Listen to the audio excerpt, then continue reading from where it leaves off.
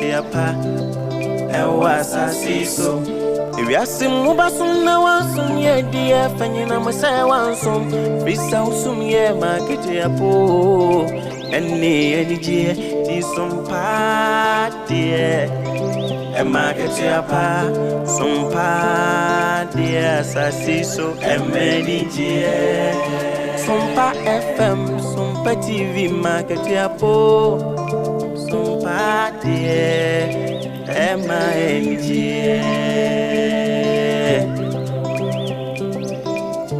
Bichimwa fidie neto sompa FM and TV Nebema wenijie Eni aketiapa Nebema wenijio Sabra bwe modakini Dina chiro suna udie wanya Nebema wenijie Naketiapa nso kamu Ema ketiapa Papa wafidie neto sompa FM and TV Why?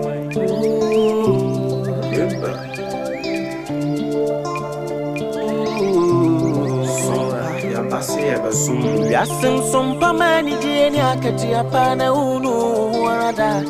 Sompa de asitine imuno Ema ketiapa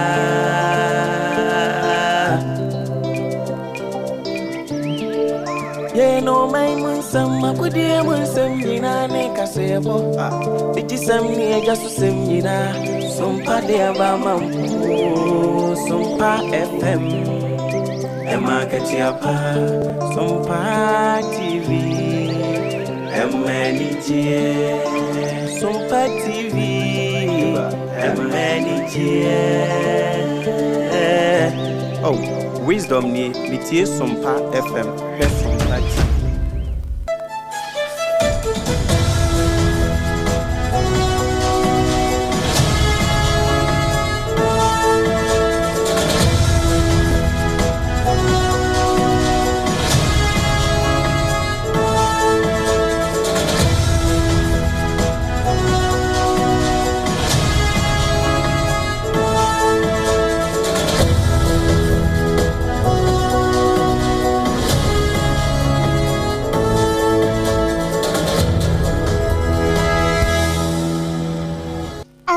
Nonsia Ghana mai adehye yemamu nyina muajo ana ayekwasia da October bosomeno ne da toso aduonu ensia afempemienu ane aduonu num kakra bosomeno yede kwa kogu ensam duopi no a ne yaboaboa no a yabore nyina abeda anakwasia numrei yatena sie na yede ba besom kasie bo twoto anakwasia edai ne edimokoten no ebi ayese Nsuta Circuit Court ede emema mienu esa womo enkoda remand esanse womo di nyamo nsem sanso ana breast cancer awareness ahudwumadi ne ho nkyerkyere ebi akoso awo St Lawrence School Complex emusam yerebabesom Presby asafo no ne fa ye wodoma yinkro osofopanyi oda no ekyese se ye wosobo bi ede bebo obi ewo mamu wo bra yenye adwuma nyamabu no a wose yemfa mamanyofo na sanso na German South na wanum so akasa ama ene yira abronye yesu se nipa bi no mo ade wanum sa akọ kan no ade no won ba cheche nsemu ade afa ho openyi bi ababonti de atodwa se bosia Ghana abribia ye kọ IMF ekobo no wo kyese se bi o mfaso bi ani so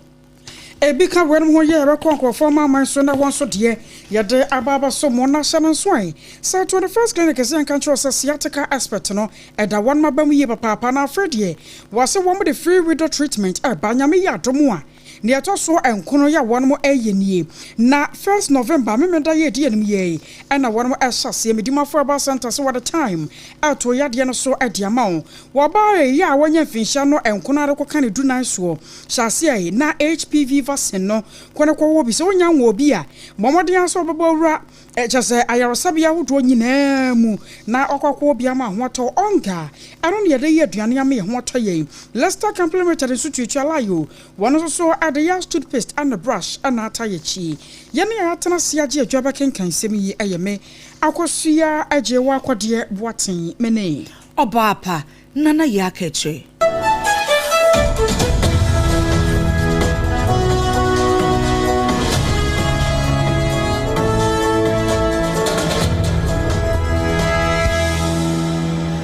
Adishmama afe Jebre Kasiano and Shamu Ankasa enie. Nzuta Circuit Court ye no e was setre Central war Asante Mantemo wo mo ahye nipa mienu e mema mienu a wo mo kyese wo mo remand na amanebo echemu se October busumi ya ne de na etoso enum ene beto odwa se ukopiem e wo nsuta wono mu a yesi kuro bi wo ye fro akrokere ye no e wo kumawu mansine mu e wa Asante Mantemo yesi kunya bi aba beto wono mu a nipa mienu e na wo mo presi wo bedidi kuro e wo kuro no eso na wo bra se kunya beto ye na se ne ye Ghana yenim se kunya beto fie obi a prese ode ne ho behyem na se bio eto no a wotimi edi no saa ene na ekoso na wo kyese saa dano a na wo mu enya ntiyese orua bia wodi fisha na duasa 30 years ya we kueni your friend Michael Frempon and afei orua ya your friend Kwabna Boachi ya wono so edin fisha no eduenum enson sanipa bienu yi ele beto odwasa wo mu edi videos bi na mabefo ntinta video nso a nipa bienu a wo mu predi kro ewo akreche wono no asa baako eho akwa mu na amarebo eto aso echiemu se openya your friend Kwaten ya wododo eye businessman ewo Kumase ana ono so no woka ekunyedie na eho bi ele beto odwa se opanyi Kwaten edi sika 30,000 Ghana cedis edi ama orua your friend Kwabna Boachi ese onka na nuntum asem bi ebebe ekunya no bi ya no hwe na wanka bibia amfa ngu no hu sebe ya ono no Kwaten do ebetimi ababe di kuro ewo ekuro no so na no ena orua Kwaten se sa videos no a na ene na mbonti ankofo kafa ho no wo so onim hwe wonko gira baabi emfa sika 30,000 Ghana cedis emfa ma Boachi so wonye na onka na nuntum ewo ne nsem ehum na no ene wo se orua Kwaten yes wo be yehwehwemu a enwu baabi potin yes absem no any videos no efi eba na wo mo kyese October bosome ne de na etoso enum no ena oyehwehwemu wie ya ohun se na kyese Kwaten no a ena na wo mo peso gu ne hu efi nti opanyi Kwaten de asem ne kodan eye kumewu posi asoye ye wo no mo ema wo mo kochi nipa mienu a baako eye Michael Frempon ya wodi mfinhia ne duasane orua Kwabna Boachi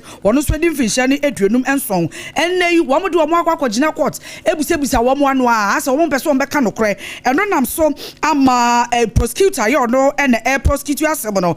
chief inspector Owusu Kobi Moses wo de atodwa se kwan bia so no se ne wo mo peso wo mo de basabasa yo mentime wase ntokwa edeba kuro no so wabra emprempe wo mo hwe nipa a wo so odi kuro e wa akroche wo no no enya de posifo ya wo mo ho bere ama sabasabasa no etimi abanti wo mo de se nipa bienu akwa akoto remanda wo mo hwe nimu kwansem bosumi ni de etoso eduenu nwotwe no wo betena asem no so na ba bia body de body no ede nsusu abakwa akoto no na mpanyifo ahwese ne esitie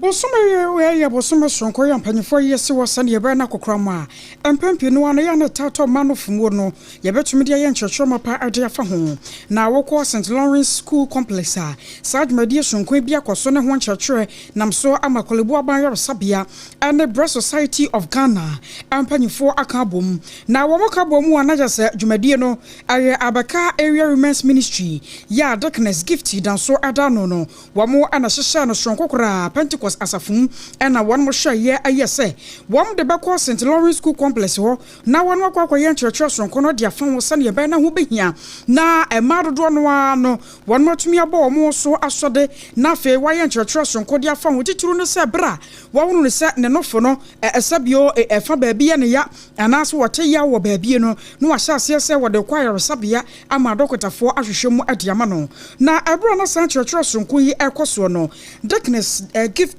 danso wono gina simpie so ama watchotun semu atwesi Yes, I'm a who was in Lawrence National School Hansel. A year was a breast cancer awareness month and a PSI and girl child education. I'm a penny, I want to say,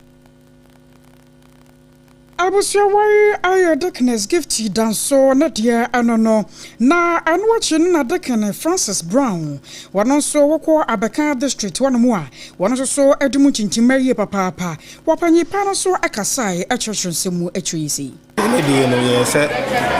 breast cancer awareness talk show ewa ha and I feel so out of that no so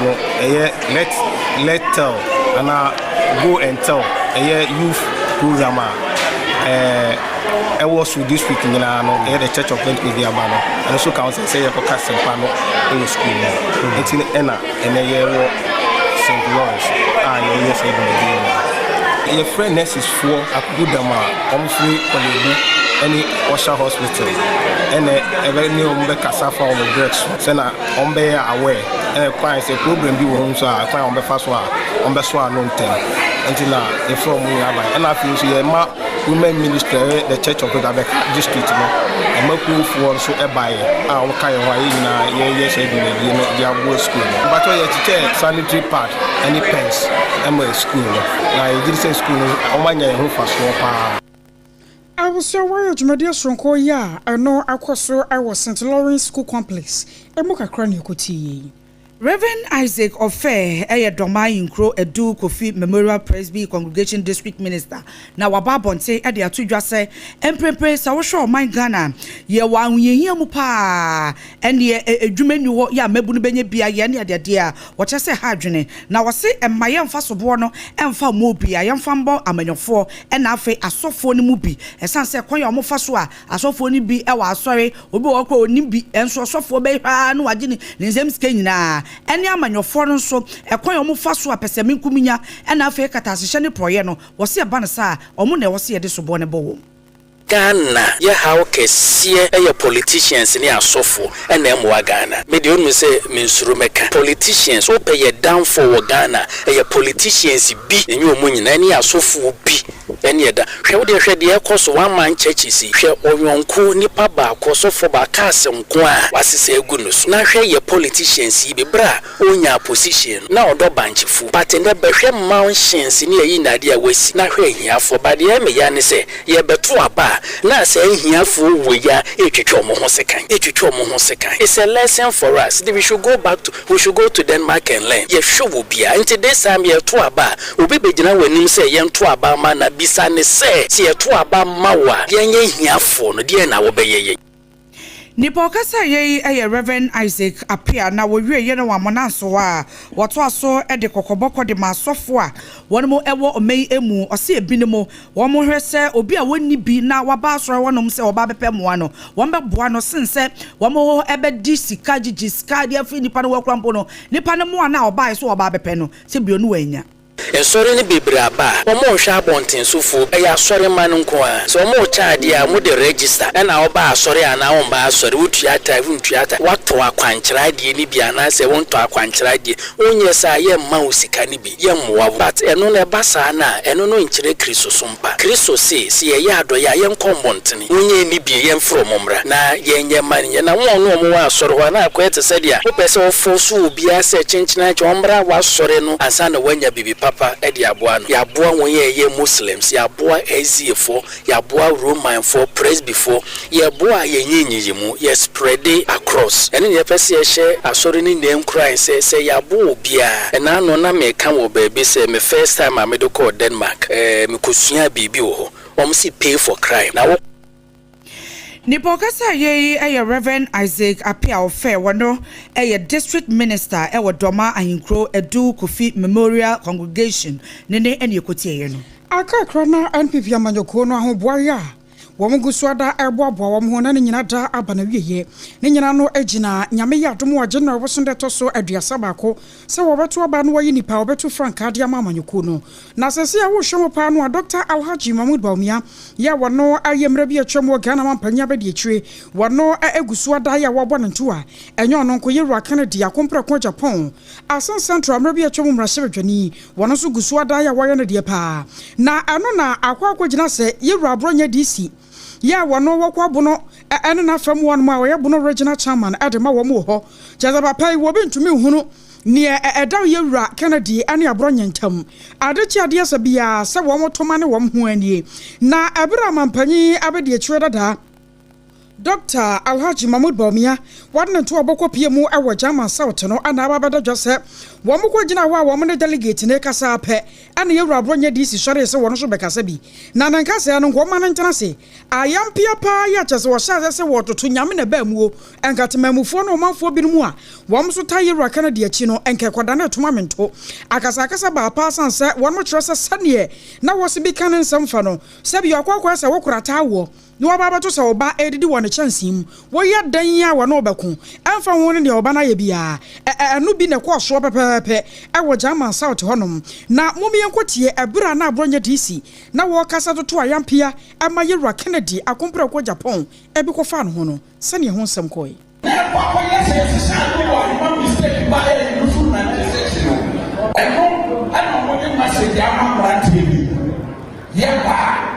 you don't be a woman, I'm a man of the idea. You're a plain woman, there was 7,000 workers, there were factories in the beginning. The more than conscious ones in the air, and I'm reaching the air, one million, million, now the Pana or Assassin, Nippon ones, maybe Mutan. Your police station executive, I say something. And so, a woman. The police station executive, yes, I'm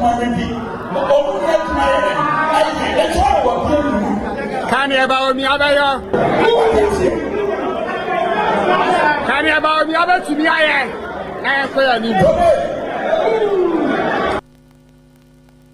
not just I don't know, Kadi about me about to me. I am quite na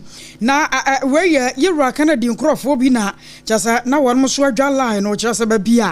Na Yewura Bronya DC waka kono na wo mu ne se ehwo torodo Openyi ba kwa eba no sikakrabia won sensem wo memu a wodi mu tintiman pa ye Dr. Etu Ahene na wababonte e de atodwa se Ghana abribia ye sori ye ho kire yen a na ye de ni a kire IMF ese ye kwa akobọ bosia nanso bosia ne ba ye hu adekode pote ya asebio ye de sika no e ba beye wose eba ne sa no ya ne hadwen pa sanse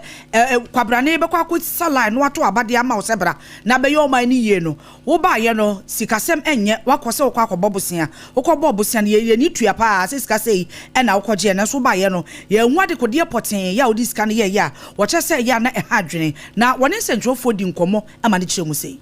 bufu kwala na bufu adwuma ko fa nyesa bodi twiti adwuma no cheka nyesa bodi be efficiency in the state sector nyesa bodi be energy nyesa bodi be nkire ni employment ni energy ni kwala nya adwuma ne ndi obi da kan no obi tan so wo bre so so te famia the for the first 6 years I would be mu ne dia no kinya on one to two ya de bia wo de be ko e je so de ento to ni se si ayakin public sector wage last year budget 73 billion 7.1% of the GDP wo de ko public sector na American wo de Somali refinery account wo ko board account because wo de electricity I mean wo ye o tabi wo so fu bi kan da wa diri mu bomu ana wa diri mu bomu ade ni nya ti wo emre bi doctor ko professor ko si bo ke ba